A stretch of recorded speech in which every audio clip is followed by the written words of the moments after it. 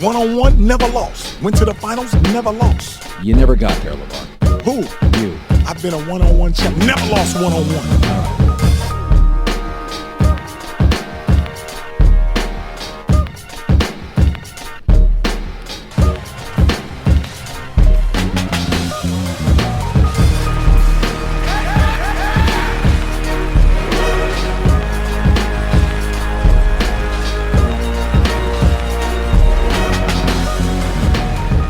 Back at it again, it's the guy Spencer. You know what time it is. It's time for the top 10 most intriguing games of the week.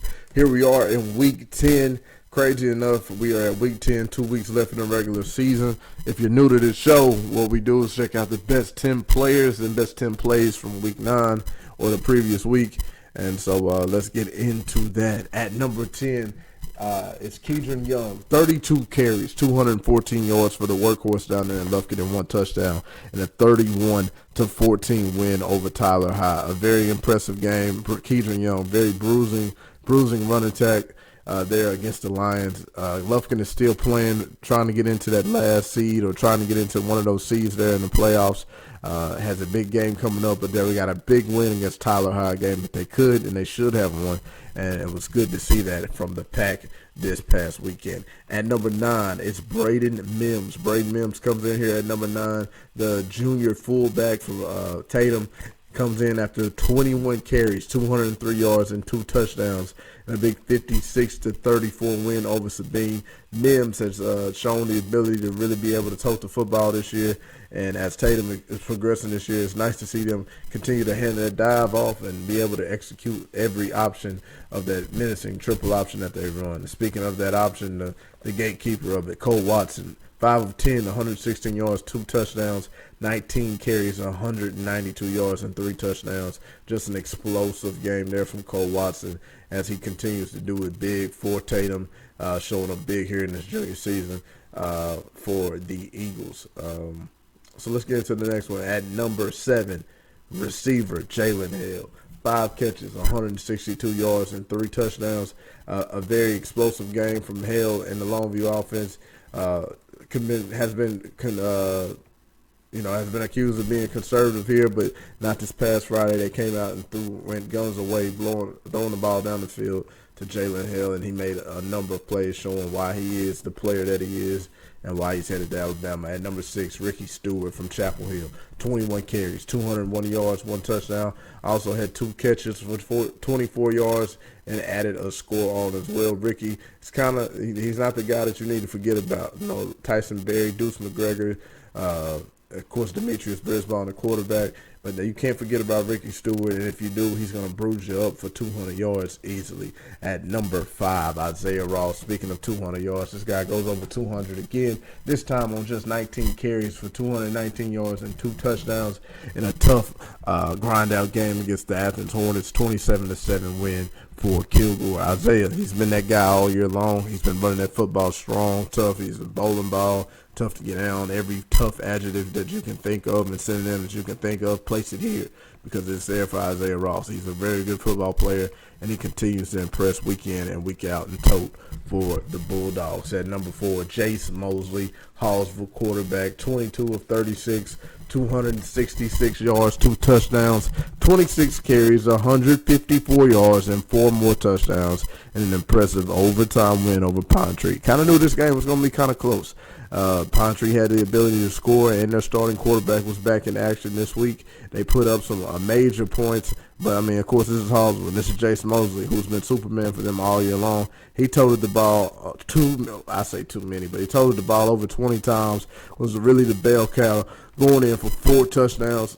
The top dog out there in Hallsville, Jace Mosley, just continues to do it week in and week out, and just continues to shine for the Bobcats. At number 3, it is Aiden McCowan. 181 passing yards and 4 touchdowns. But then check this out, 200 11 rushing yards, and 3 more touchdowns in a 47-35 win over Bullet. Needed all 7 of those touchdowns from McCown this past Friday, and he did it in a multitude of ways. 211 yards is surprising, but hey, don't forget this kid played receiver last year for his older brother, so he does have some athleticism to him as he shows off for 211. At number 2 is Dawson Pendergrass from Mineola. The do-everything player went for 35 carries, 302 yards, 4 touchdowns, 1 touchdown pass, and then he also had an interception on defense. Even though Winsboro lost, this guy comes in very high on the list, 36-39. Kind of predicted the game would go like this. Dawson Pendergrass, Mineola wasn't the better team on the field. He was the best player on the field. And anytime you got the best player on the field in high school football, you got a chance. And Pendergrass proved that once again. Great game from him, and he's just continued to show and impress all year long. At number 1 is Makenzie McGill. Speaking of all year long, Makenzie, who probably should have been on this list last year, last week, as he went over 200 yards and 2 touchdowns. This time he leads no doubt, scoring 6 touchdowns this week, 22 carries, 277 yards, and 4 touchdowns on the ground. And then add 3 catches, 91 yards, and 2 more touchdowns through the air as Makenzie McGill leads the Mount Vernon team to a big 44-24 win over Commerce. Important game with Winsboro losing to Pottsboro. I think Pottsboro, Mount Vernon, and Winsboro all just have 1 loss. So it's very important games coming down here in the last 2 weeks of the season for all 3 of those schools. And let's get into it. That's the number 1 player. And let's get into the top 10 plays of the week. Yeah, let's start out here in Carthage. It is Connor Cuff. Connor Cuff is, he's off to a fantastic senior season. Carthage going for win 200 for Surratt. Here he is last week against Center. Operating, rolls out to his left, throws a flag, and an incredible snag there from Noah Patty. And he's going the rest of the way. Touchdown, Bulldogs. At number 9, it is Josh Green throwing this one up to who else? Jermod McCoy lays out, perfect accuracy, perfect jump for the ball. Great play there from the Wildcats of White House. And number 8 is Demetrius Brisbane doing what he does best, running the power read. Great block there by Huddleston. He gets in and out of traffic, jukes that guy, stiffy to that guy in the face, and it's a touchdown run from Brisbane. Incredible play there. At number 6, it is number 7. Anyway, it's Luke McMillan. A 65-yard touchdown run all the way down the field for Jefferson and their big win over Gladewater. I believe this one is number 6. Yeah, Kedron Young right here coming in at number 6. It's a 45-yard touchdown run, but look how bruising this one is. Cuts up, get off me, pow! That's not enough, and y'all ain't fast enough either. Kedron Young, 45 yards to the house.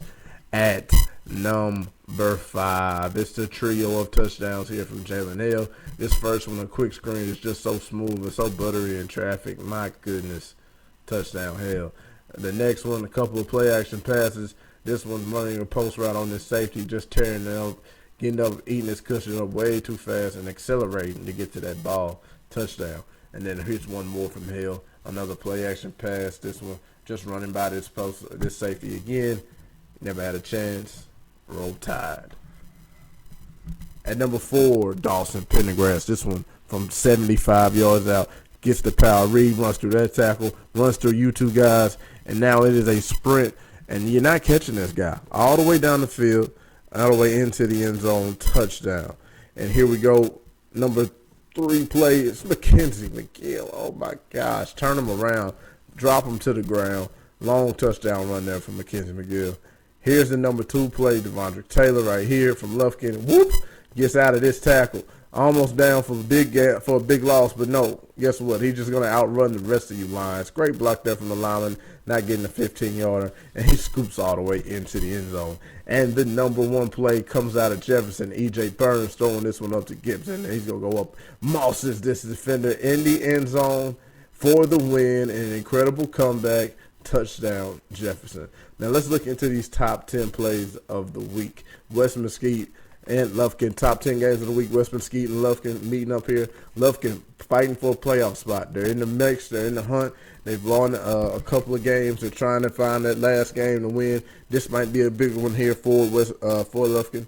as West Mesquite has struggled this year. I think if they ride Keegan Young's coattails, Lufkin can get a big win here against West Mesquite. At number 9 is Longview at Tyler High. Forget the records. You got two historical programs playing each other. Rivalry is deep. You're going to get the best shot at both programs. You know how I'm rocking and who I'm riding with. So no predictions here, but a big game going down actually tonight, Thursday night, Longview at Tyler High. At number 8, Athens at Chapel Hill. Why is this intriguing? Chapel Hill's been putting it on people the last month or so, and I think they've scored over 50 in their last 4 games.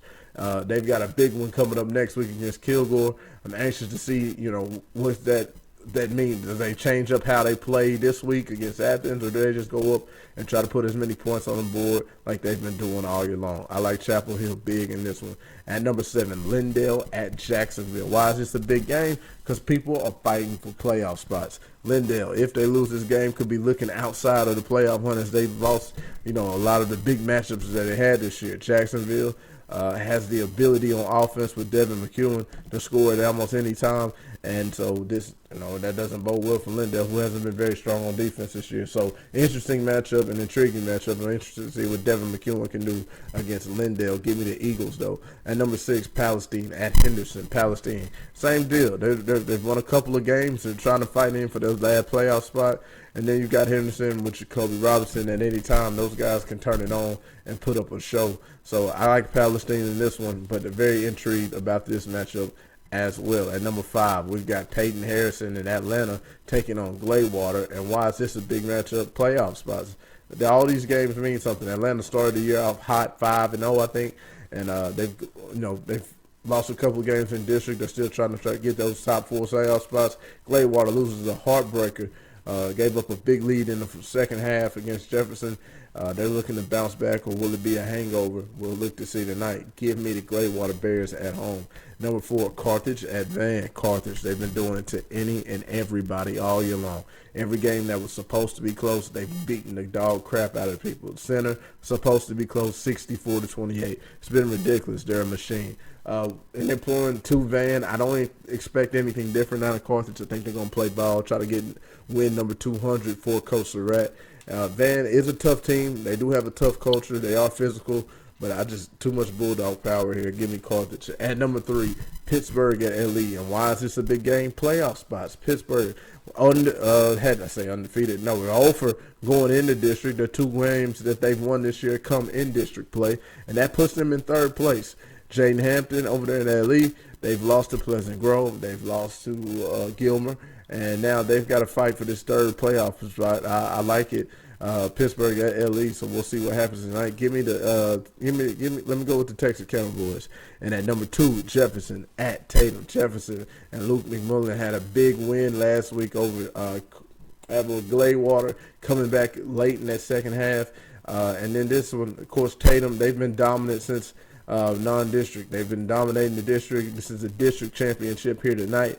And I'm expecting the Tatum Eagles to come out and fly and soar. And number 1, White House at Texas High. This is a district championship game as well. Josh Green, we've been talking about him all year and all the weapons that he has in Jamad and Wilson and the running back, and they've just been great all year long. They've been a real surprise to a lot of people. They lost one to Nacogdoches, but other than that, they've really been strong all year long. And now you got Texas High, who to me is the team that has been, they've kind of dominated this district here at least the last 2 or 3 years. They've kind of owned it. And here's White House, new guys on the block. Who's going to get the key stops? And when it comes to trying to get key stops, because Texas High is just as explosive. They got Xavier Dangerfield. They got a couple other receivers that I know that the name slipped me right now. But they've got the weapons out there at Texas High to be just as good as White House. The key thing is who's going to get the stop. And if I'm banking on somebody getting the stop, I'm banking on Texas High. So I like Texas High in this district championship game as well. So with that being said,